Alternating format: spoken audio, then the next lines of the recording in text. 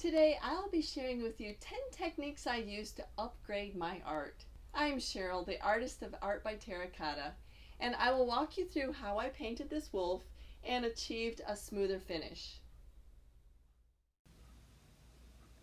Unlike in previous acrylic paintings, on this one I wanted to have a smoother finish. I wanted to have like a glossy texture so that when I painted, the brush would actually glide across the canvas rather than get caught a little bit in the fibers.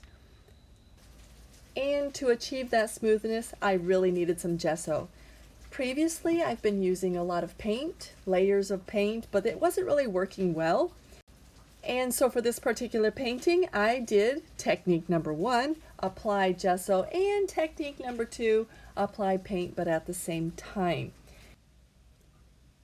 And by painting them at the same time, I was actually saving time. Seriously though, I was using the gesso as a white paint and mixing in the color to kind of make this gauzy, soft background. But you can see I've added quite a bit of paint at the top and the bottom of the canvas. I'm trying to create the contrast, while in the center I would like to have this luminous space. The whole idea is that the wolf's head is going to be in the center of the canvas. And so I want the lighting behind it to illuminate or make a halo of the wolf's head while I'm painting. So figuratively, I'm right now preparing a roadmap to the finished product. And once we have that roadmap in place, it's time to put down a sketch and put some real color on the canvas. And technique number 3 is to pre-mix the colors. I'm using Alpha soft body acrylics. I get them here in Korea, and the colors I'm using are white, bright aqua green, sky blue, cobalt, red, and black. Now the red is for deepening the cobalt to make various colors of purple, especially very dark purples, and black is for deepening those purples even more. I don't use black by itself actually. It's a color, or maybe I should say it's a non-color. It flattens the paintings, it takes the luminosity out, and if you mix colors with reds and blues with a touch of black, you can actually get a very deep color. So for me, the color black is only for intensifying and deepening colors, but it's not to be used by itself. Many artists like painting the background before the foreground or their main subject, and I'm certainly one of those. So I started painting the Aurora Borealis first, and I really had a hard time. In fact, it took me longer to paint the Aurora than it did to paint the wolf. I painted it 3 times. I was never happy. The colors just did not flow. And so technique number 4, I turned off the air conditioner. The air conditioner was directly overhead, blowing down on my canvas, which I hadn't realized before, and it was drying the paint almost as fast as I was applying it to the canvas. I turned off the air conditioner, and technique number 5, I started using a wet-in-wet method. I applied just a touch of extra water to the surface of the canvas and then touched my brush with the paint on it, and the colors actually flowed much more naturally like the Aurora Borealis. Now, while I'm not especially happy with this Aurora, the end result was decent, and in the future I'm going to be doing more of a wet-in-wet because I think I will achieve a much more luminous and flowing technique and outcome.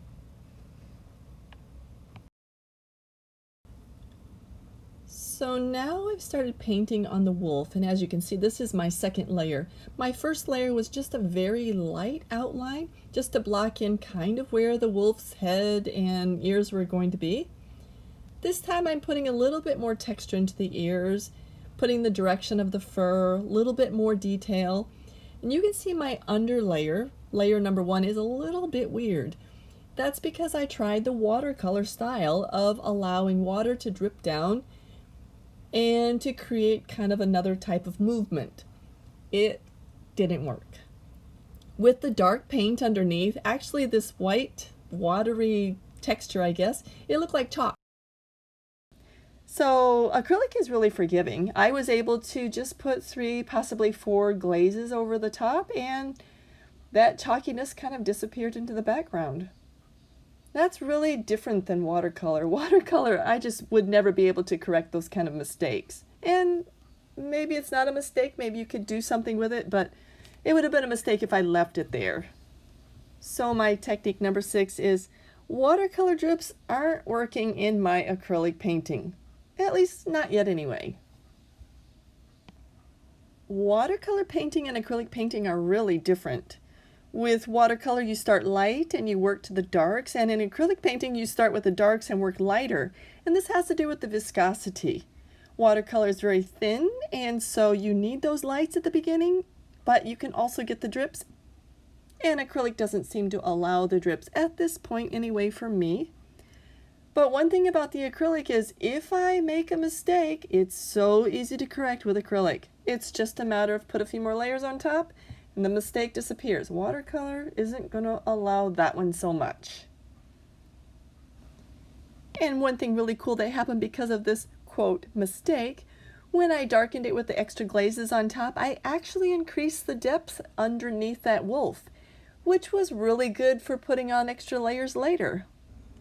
So I'm sure you can imagine a really big happy smile on my face. Woo woo woo! I had a huge realization when I was painting this wolf. The realization is that it's much easier to paint a picture if you start in the mid-tones. The center of my canvas was originally in those mid-tones, and the top and the bottom were much darker. And throughout while I was painting, I was just shifting those colors, changing the values, changing the depth of perspective, just because I started in the mid-tones. And so my technique number 7 is to paint in those mid-tones initially, gradually working lighter and darker and building up values and contrast as the painting develops, but working from a mid-range from the beginning. And here I just continue painting. I'm using the side of the brush, a flat brush that I picked up surprisingly at the dollar store. This thing is a joy. It gets the finest lines. It's made of acrylic threads, and it just holds a lot of water. It's very flexible, and yet it's stiff enough for me to get those fine filigree hairs, which is kind of surprising considering the size of the brush. In my left hand, I'm holding a brush. It's a dry brush, and sometimes I have a whole fistful of them. These brushes I'm using as I paint. I'll put down a little bit of color and then reach over, grab a dry brush, and fluff that color into the background. I don't do this on the top layers, but on the underneath layers, I want to create a kind of realism and naturalism. And by this blending method, I can certainly achieve that. And I think this is one of the greatest things that I appreciate about watercolor or acrylic, just about painting in general. And seriously, this creation of realism when you take line art into this flow of color and form is absolutely addicting. And my technique number 8 is to use the dry brush. The dry brush could be flat, round, a mop. I love mops. Mops are a little bit expensive. I usually get mine at the dollar store in the makeup department. The little problem with that is they shed prodigiously. And in the end picture of this, if you look up in, well, don't look, but in the upper right hand corner, I have a large hair in the Aurora Borealis, and to me it is so obvious. I have a couple others that are here and there. If you zoom in, you can find them. I don't mind the ones that are so much in the fur. It could add texture, but if I were going professional and selling this to someone, definitely I would not have any hair in it. I realize I just called the dollar store brushes mops. They are not mops. They are blushers. They are cheap. They work. They fluff the brush strokes and lines into blurs, and they shed. Yes, they work like mops. They are very cheap. They are affordable, and this is what I use as a mop, but they are not mops. My technique number 9 is something I've already mentioned before, but I have to put it as a technique. I like to have a fistful of brushes in my hand at all times. It just makes painting very accessible to me. I can paint, throw some color on the canvas, and then grab a brush, it could be a round, flat, whatever, and quickly dust the wet paint on the canvas and then jump back to my pigment-loaded brush. In my left hand, I also have a wet wipe, and I keep a package of them nearby. I need them to wipe off the brush, to wipe off my hands. Actually, I'm a little bit of a mess when I'm painting. When I'm finished, my hands for this particular painting were blue when I was finished. I had blue on my leg, oh my goodness, but not on my face. But the point is, I just like to have my hands filled with brushes and wet wipes just so I can focus on putting pigment on the canvas rather than reaching constantly for something. Okay, I want to make a statement about this nose that you're seeing me paint white and then darken and white and darken. It's the white.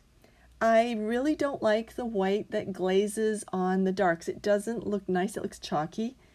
And it's something I'm going to have to work at because in the video it seems fine, but up close it looked quite terrible. Yeah, so this is my personal challenge. And finally, we're at technique number 10, and it is the use of the fan brush. I realize that as I'm doing these animal paintings and bird paintings, I can really achieve a lot of effect with the feathers and the fur just with the side flick of that fan brush. It is amazing.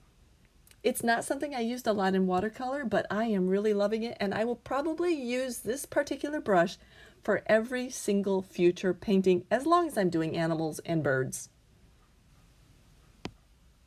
This is my acrylic painting number 7, and I feel that these 10 techniques that I've identified have really helped me improve my ability.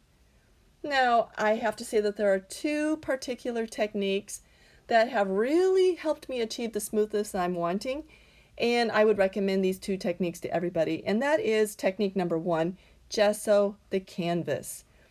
Gessoing creates this smooth, buttery texture rather than using a fibrous canvas like I was doing before. Technique number 8 is to use a dry brush to fluff out paint lines.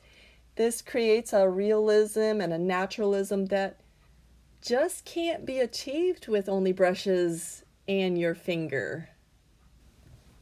If you want to say thank you for me sharing my experience, please give me a like, and I would really appreciate a comment. Next week we have another animal painting on the agenda.